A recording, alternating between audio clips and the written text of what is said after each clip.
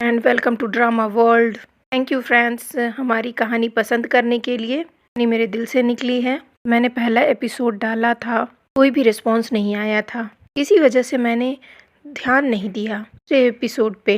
यूँ कहूँ आगे का एपिसोड बनाने का मेरा मन ही नहीं किया। और आप सब ने मुझे फिर से आगे का एपिसोड बनाने के लिए मजबूर कर दिया। लाइक के बटन ने और व्यूज़ ने मुझे हौसला दिया आगे काम करने का। और ये अगर आपको वेट करना पड़ा, अगर आपको स्टोरी पसंद आए लाइक करें, सब्सक्राइब करें ताकि आपको आगे की स्टोरी सुनने को मिले। आगे आने वाले एपिसोड और भी खूबसूरत हैं और टर्न से भरी हुई हैं। अगर आप इन दोनों को पसंद करते हैं आपको बहुत मज़ा आने वाला है। बहुत प्यारी है इसीलिए हिंट्स नहीं दूंगी। स्टोरी में मज़ा आएगा। टेम्प्ट में जैसे दोनों की जबान पे कुछ भी नहीं था, जैसे कुछ हमारी ये स्टोरी चल रही है, आगे लंबे टाइम तक चलने वाली है। हमें मज़ा आएगा। का मिलना बिछड़ना अभी लगा रहेगा। आइए चलते हैं कहानी की दुनिया में। विंग और वांग जी हमारा वेट कर रहे हैं वेंचिंग के साथ। आगे की कहानी सुनते हैं। जिंग जब दवा लेकर आती है, विभूषण तुम कैसे हो? पिंग कहता है मैं ठीक हूँ। पिंग पूछता है तुम यहाँ? जिंग कहती है जैसे मैंने तुम्हारे बारे में सुना मैं यहाँ आ गई। पर लावान जी तुम्हारा इतना ध्यान रखता है, इतना अच्छी तरह से रखता है कि मेरी जरूरत ही तुम्हें नहीं पड़ी है। क्यों वेंचिंग? जिंग कहती है मेरा थैंक्स मत करो, लान का थैंक्स करना चाहिए जो तुम्हारा इतना ख्याल रखता है। मैं आज तक तुम दोनों जैसी जोड़ी नहीं देखी, अपने पार्टनर का इतना ख्याल रखता हो। वेंचिंग लान को दवा समझाकर वहां से चली जाती है। लावान जी उसके लिए हॉट वाटर तैयार करता है और नहाने के लिए उसे अपने साथ ले जाता है। विंग उसे मना करता है, मैं खुद ही जा सकता हूँ कहकर वो उठने की कोशिश करता है पर लड़खड़ा के फिर से गिर जाता है। विलान उसे पकड़ लेता है, हाथ टब के पास ले जाता है। विंग अपने रोप को खोलने की कोशिश करता है, उसे भी वो खोल नहीं पाता तो लावान जी उसकी मदद करता है। विंग की धड़कन बढ़ जाती है, उसके चिक्स लाल हो जाते हैं। वो साई फील करने लगता है, साथ में सोचता है ये क्या हो रहा है मेरे साथ, मेरे चिक्स लाल क्यों हो रहे हैं।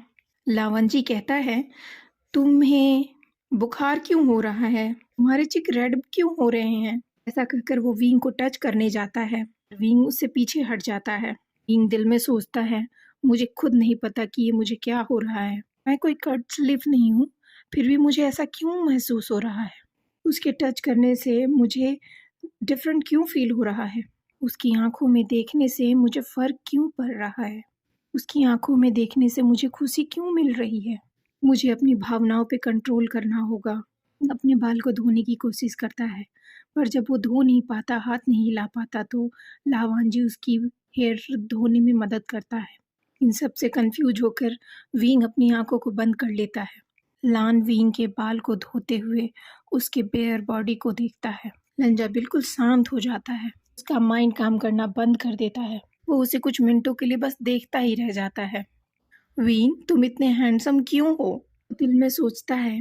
Wien it's अनटोलरेबल। लावान जी वहां से चला जाता कि और थोड़ी देर अगर वो वहां रहता तो वो कुछ कर बैठता। उसका पानी से भींगा हुआ शरीर, उसकी बंद आंखें जैसे उसे बुला रही थी।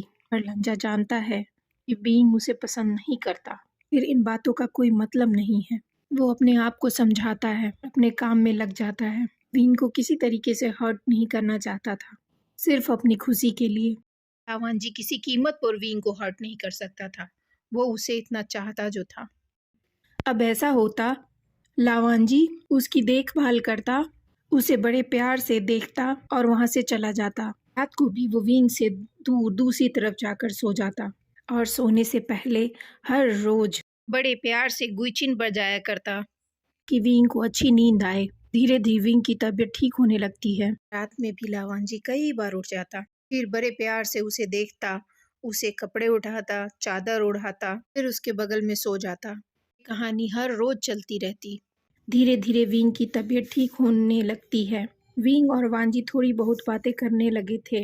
विंग बोलता और लावांजी उसकी सारी बातें सुनता, लास्ट में हाँ या ना में जवाब दे देता। विंग अब खुश रहने लगा था। विंग ने देखा लंजा इतना भी बुरा नहीं है जितना मैं सोचता था।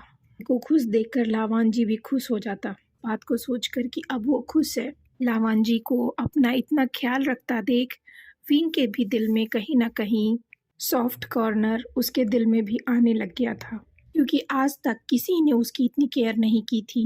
विंग को भी उसका साथ पसंद आने लग गया था। अब विंग उसके साथ ही होता और उसे हर वक्त तंग करने का कोई न कोई बहाना निकाल ही लेता। वांग जी जब टेस्टलेस फूड घुसूं के खाता तो उसमें स्पाइस डाल देता, फिर उसके बालों में लगा रिबन खोल देता, भी उल्टा होकर सो जाता, पूरे बिस्तर पे फैल के सो जाता, इतना परेशान करता। और वांग जी सिर्फ इतना बोलता, विंग तुम ये क्या कर रहे हो।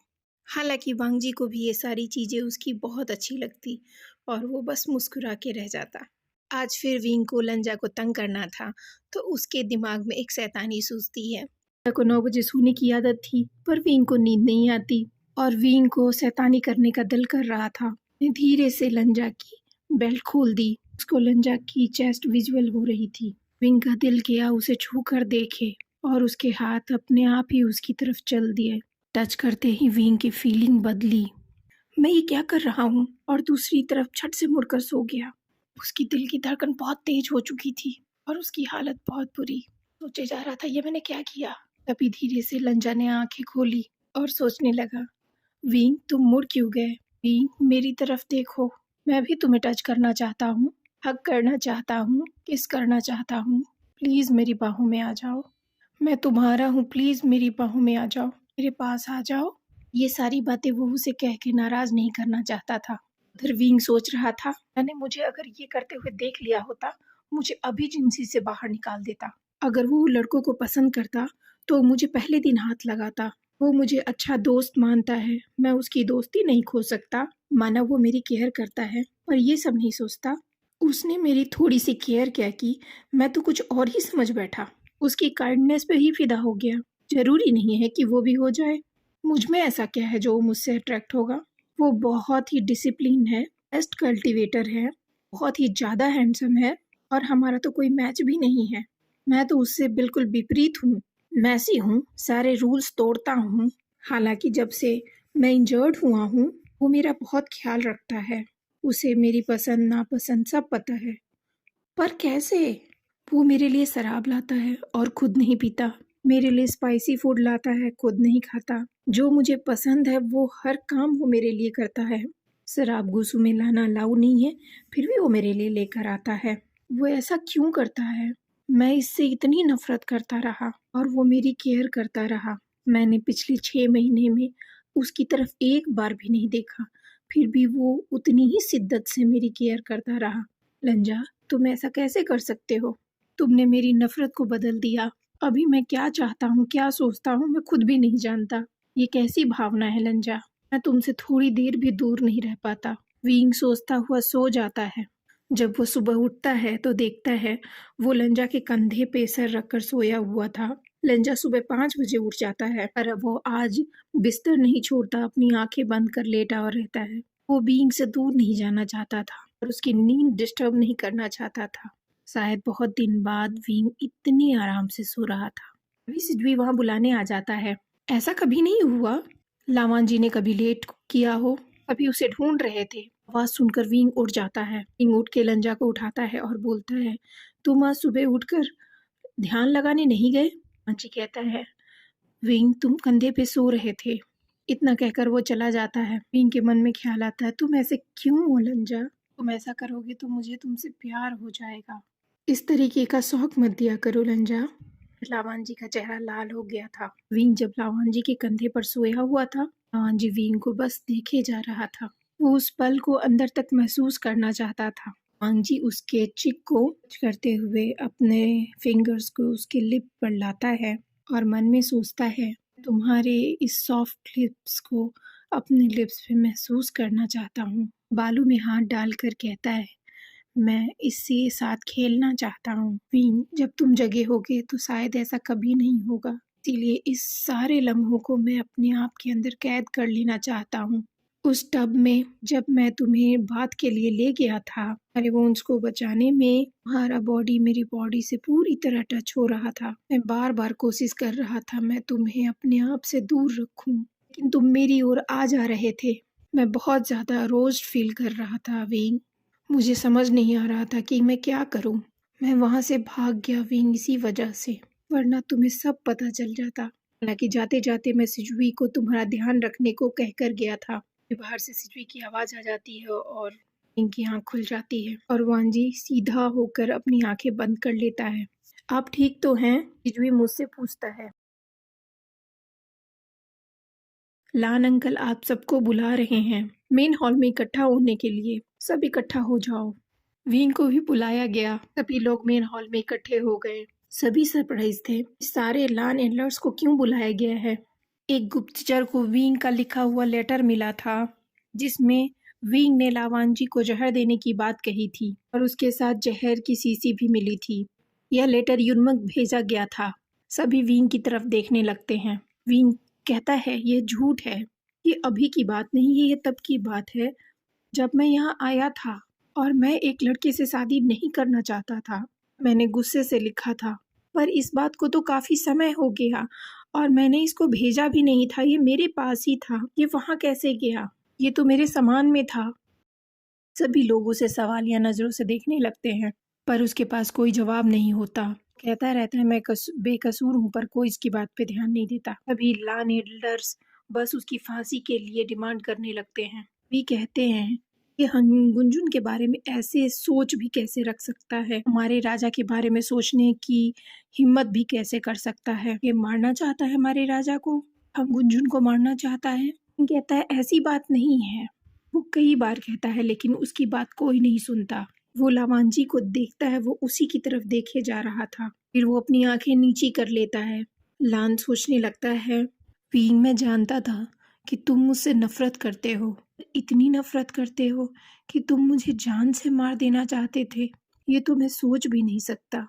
वांगजी को जैसे सदमा लग जाता है। विंग कहे जा रहा था ये सब गलत फहमी है।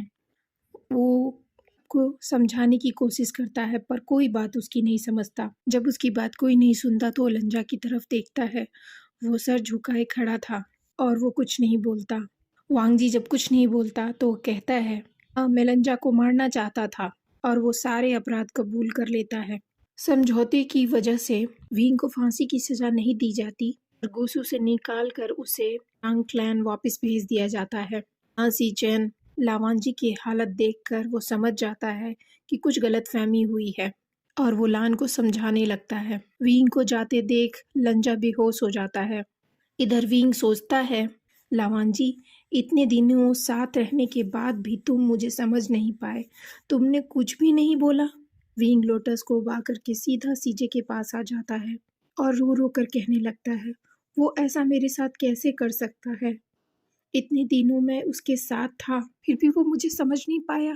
विंग कहता है सीजे मुझे आपके अलावा कोई नहीं समझता। फूट फूट कर रोने लगता है। जांगली उसके आंसू पोंछती है, कहती है जांगली उसके आंसू पोंछते हुए कहती है जब हम सच्चे होते हैं तो सच्चाई का पता खुद ही चल जाता है। और उसके आंसू पोंछती रहती है। उसे लोटस सूप सर्व करके कहती है इसे पियो, तुम्हें अच्छा लगेगा, सब ठीक हो जाएगा आशियन। विंग कहता है मैं आपके पास ही ठीक हूँ, मुझे कहीं नहीं जाना। आसियन उसके अंदर लावांजी के प्यार को महसूस कर लेती है। आसियन मैं हूँ तुम्हारे साथ, तुम किसी प्रकार की चिंता मत करो। और उसके सिर पे हाथ सहलाती रहती है। विंग के आंख से आंसू लगातार बहे जा रहे थे। इसको उसकी खबर ही नहीं थी। जांगली के गोद में लेटा हुआ उसके और वांगजी के बीच हुए प्यार के पलों को याद किए जा रहा था।